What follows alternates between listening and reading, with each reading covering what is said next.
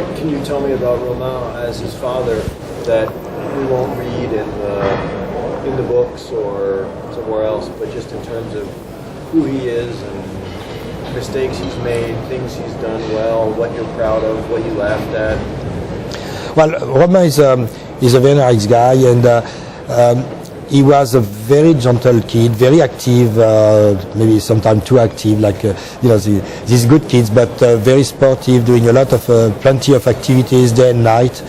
And when he went to the medical school, to the law school, I was quite proud. He would become a lawyer. My dream would have been for him to become a director. I was really fascinated by directing orchestra, and I would have dreamed to have a Romain directing. It was not what he wanted to do. So he wanted to become a lawyer, but he was not interested enough in a law school to be successful. And he changed from one day to another. The day he made the decision to come back and learn how to learn technology and work in the vineyard, he became from a lazy, gentle kid he turned out to be a very active and very committed man. And he really changed from 180 degrees. The day he started the Domaine, it was difficult for him because there was limited comfort in the house. We had not yet, the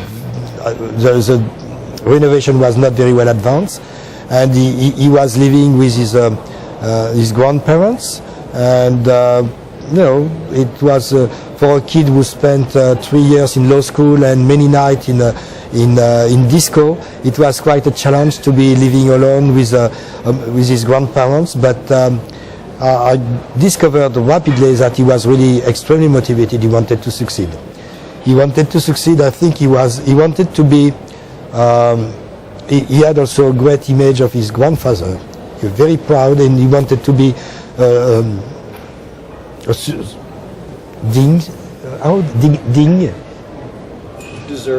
deserving successor of his grandfather, and he did everything. So he made a lot of mistakes, because sometimes I tell Romain, think before acting, and very often he will act before thinking.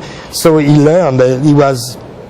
I could help him financially. So we lost some barrels, we lost even some bottles, but he has been learning and making great progresses. Just recent example of I was a little bit disappointed. He did late harvest in 2003, and he put what he harvested was a wine with a potential of 25 alcohol degrees. So Chenin Blanc is usually a dry wine, but we can make also fantastic sweet wines, and this one is beautiful.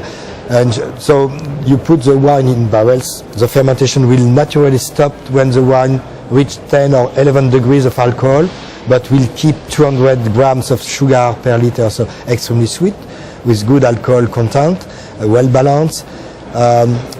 So he kept his wine in barrels for 5 years. I was thinking already 5 years was a very long time. I wanted to have the wine in bottles before, but he didn't filter the wine, didn't put almost no sulfate in the wine.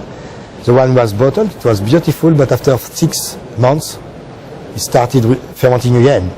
So what he has to do now, open all the bottles, put that in a tank, and let a second fermentation to be done.